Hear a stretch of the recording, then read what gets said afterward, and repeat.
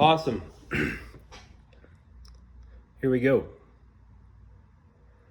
The following clip is a 2020 Facebook post of a video excerpt from a publicly funded work of contemporary music in Norway. The work is the music-theatrical piano concerto Theory of the Subject by Norwegian composer Trond Reinholdtsen. It premiered in Oslo in 2016.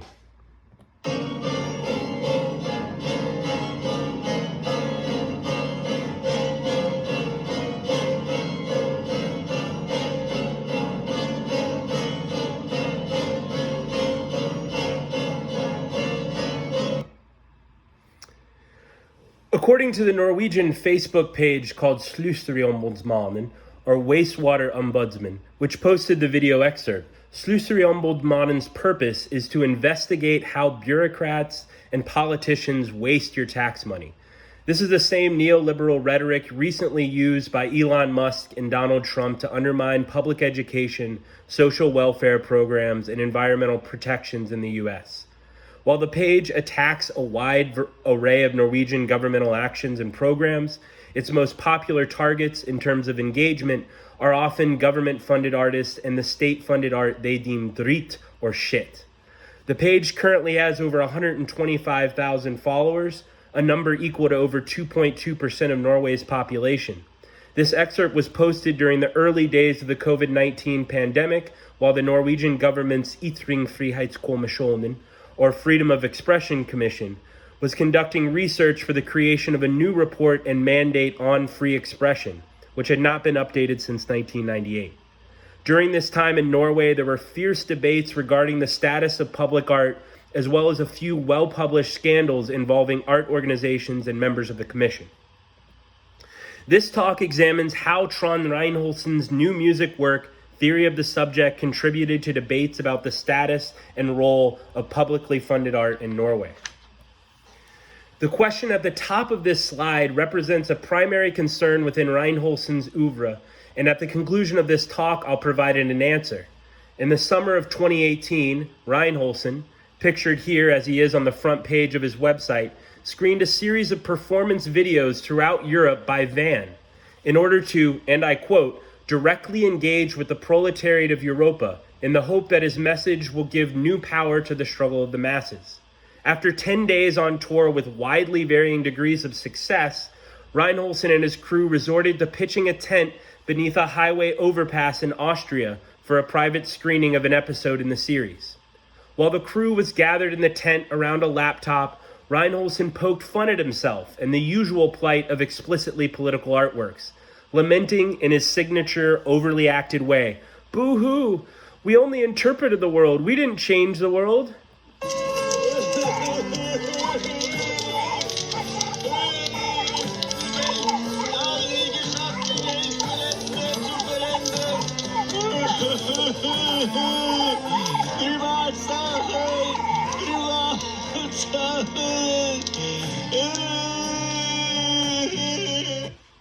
This dark, slapstick comedy lamentation style is very Reinholdtsen. Reinholdtsen's work often dramatizes what he believes is the tragic plight of the artist. That is, he theatricalizes the difficulty and perhaps impossibility of any artist to create an artwork that can transcend the political reality of its time, an artwork that is something truly new. Theory of the Subject stands as the grandest orchestration of Reinholdtsen's boo-hoo lament. From now on, I'll abbreviate Theory of the Subject to just Theory. A 70-minute multimedia music theater work that uses the form of a piano concerto to critique our neoliberal world. That is Theory of the Subject.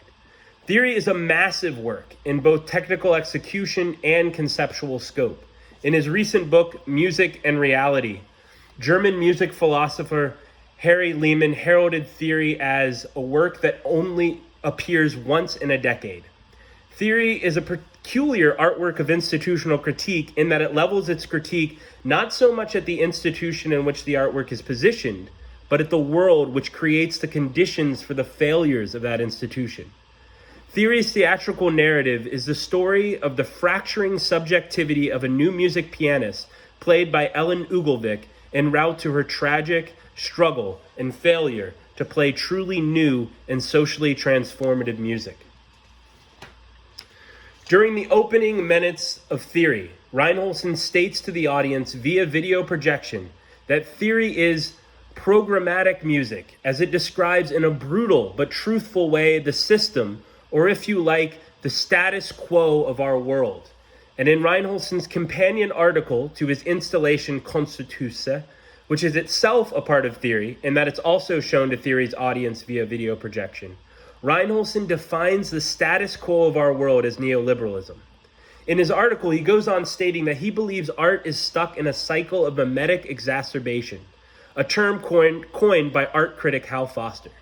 Mimetic exacerbation is the artistic strategy of using consumer products, or as Foster terms it, parts of the capitalist rubbish heap, to make artworks which only serve to, at best, trace, pressure, or activate fractures within the neoliberal order, or at worst, function as celebrations of neoliberalism.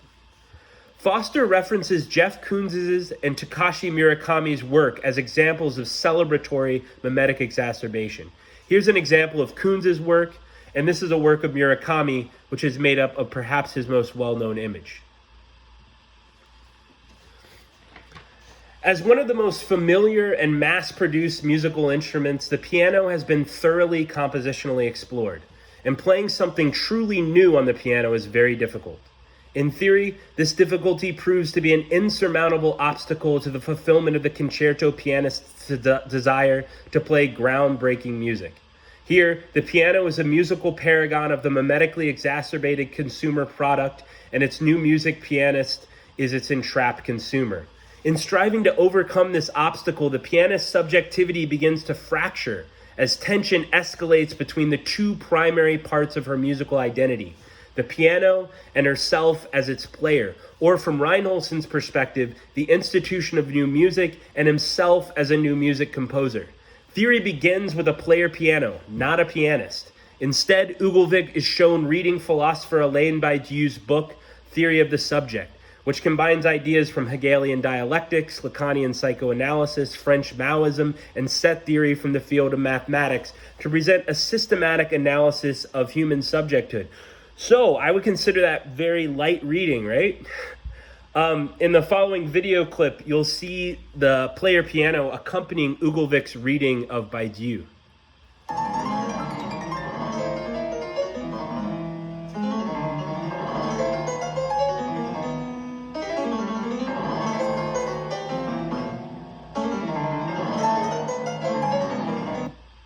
Later, we find the pianist clearly distraught. It's time for her backstory.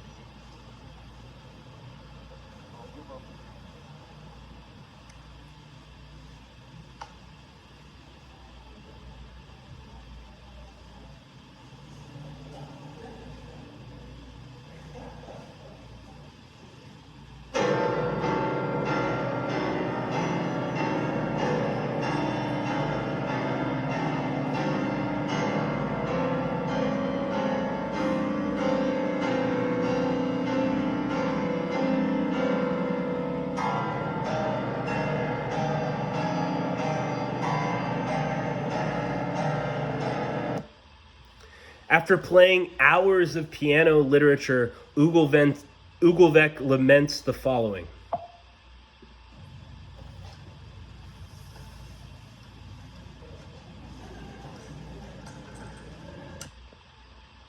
Disillusioned with the old-sounding new music, Ugelvik decides to join a group of artists on their way to form a utopian commune on the island Hovedøye in the Oslo Fjord. In doing so, she begins her subjectivization.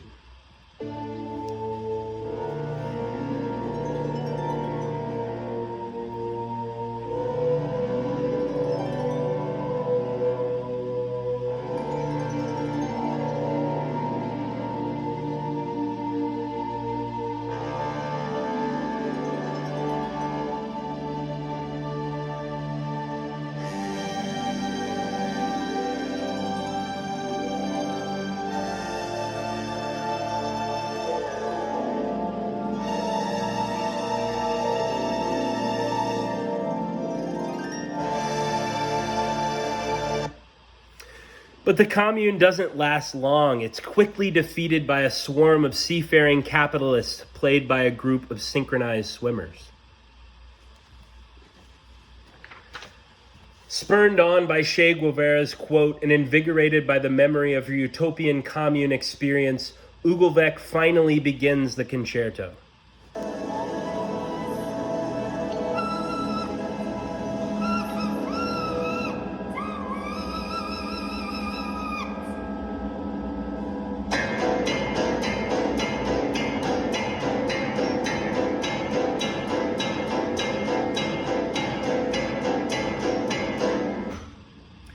Despite her valiant efforts, she only manages to play pastiches or direct quotes of past piano works that are representative of artistic or political movements of the 20th century. Moreover, in each of the section's 4 parts, the orchestra drowns out the pianist with distorted mimicries or mimetic exacerbations of what she's been playing.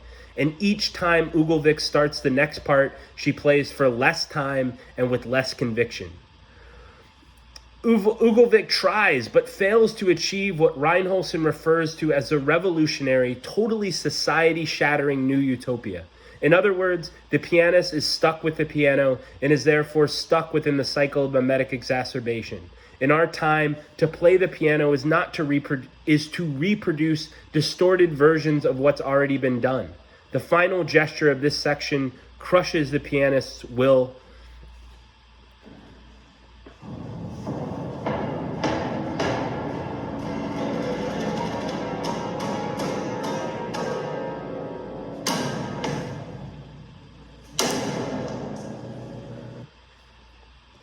The destruction of the orchestral piano with a Mahler hammer references past Fluxus works of instrumental destruction.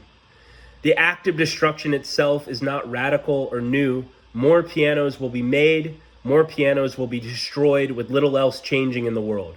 This destruction cannot free the pianist's subjectivity from the piano. Through this gesture, theory theatricalizes neoliberalism's power to subsume a symbolic act of its own destruction into its own self-preserving narrative. Defeated, Ugelvik slinks beneath the piano and does perhaps the only thing that can destroy her subjective bond to the piano. She cuts off 2 of her fingers in an act of professional pianist suicide.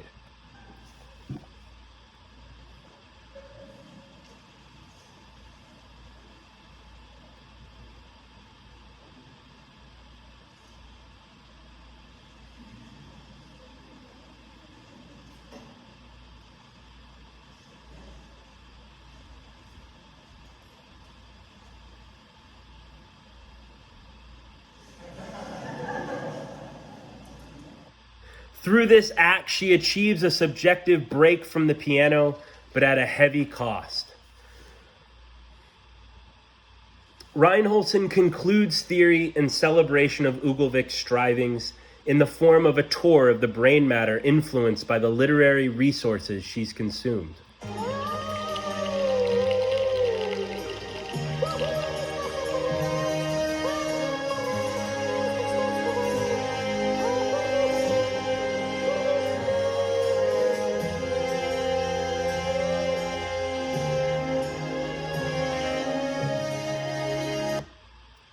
Fittingly, Reinholdtsen ends theory with his painting of the island Hovedøya, where the pianist tried to form a utopian commune. This final image is an indication that while the scaling of the mountain, i.e. the strive to supersede mimetic exacerbation by creating a truly new and world-changing artwork may be difficult, impossible even, but the mountain climb in itself can be beautiful, even if it is an ultimately futile and absurd act. The Slusseriombudsmannen video post of an excerpt of Reinholdtsen's theory with which I begin this talk was one of the most trafficked posts in the page's history at that time. Most of the post commenters stated how disgusted they are that their tax money funds something they find so objectionable, and many suggest Reinholdtsen should seek psychiatric help. But it seems Slusseriombudsmannen's followers miss Reinholdtsen's point entirely. Earlier in the narrative, before this clip's place in theory, Reinholdtsen directly addresses the audience, microphone in hand, with a description of his own split subjectivity while making large works like Theory. This description functions as a theatrical foil to Ugelvik's splitting subjectivity. Essentially, this section of the piece is a side note to the main narrative. Here, Reinholdtsen describes how artists often lose themselves in their Geist, or creative spirit, which he represents with someone wearing a blanket with two eye-hole cutouts and the word Geist written across it. The Geist's bathroom dancing, which takes place later in the narrative, represents Reinholdtsen ineffectually indulging the impractical side of his artistic self. Here, Reinholdtsen is himself critiquing artistic decadence. So, ironically, the sentiments of the post commenters are echoed in Theory by Reinholdtsen himself. Not one of the post's hundreds of commenters referred to this fact, or seemed to have even seen more of Theory than this 3-minute video clip. Of course, this isn't surprising. This is the nature of clickbait. And the video clip still seems to have the power to elicit outrage from Sluisromboldsmannen's followers. Because last year, someone, I still have not figured out who or exactly how, obtained a copy of my dissertation draft and posted it to Sluisromboldsmannen. Within hours, there were hundreds of likes and comments on this post, with one person calling me Dr. Galskap, which translates to Dr. Madness from Norwegian. In 2021, discussion about Theory reached beyond the Facebook page. In that year, Norwegian theater director Morten Trovik, known for, among many things, staging a beauty pageant for Cambodian women who had lost limbs in landmine explosions, contacted Ora Søberg, a hedge fund millionaire who was at that time running Sluisromboldsmannen anonymously. Trovik asked Søberg if he would collaborate with him to create a live TV transmission in front of a live studio audience, where the Sluisromboldsmann himself, Ora Søberg, would partake as a grand inquisitor, with the audience as jury in a people's tribunal of sorts, in which the whole cultural sphere puts themselves on trial, and the accused and defendants are those who perform, dance, sing, create, produce, and consume arts culture. It's Jerry Springer meets the Commission of Free Speech. When Søberg took the stage during the performance of Sluisromboldsmannen, he declared Theory the most wasteful publicly funded Norwegian artwork. Scenekunstverden. Vær så god.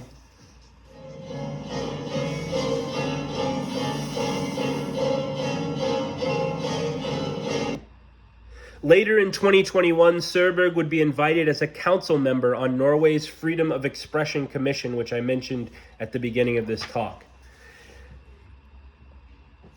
As I have noticed over the last 15 years of attending concerts of contemporary music, the vast majority of new music works hardly receive more attention than the ubiquitous good piece from someone in the audience, or the I really like this or that sound, or this or that section.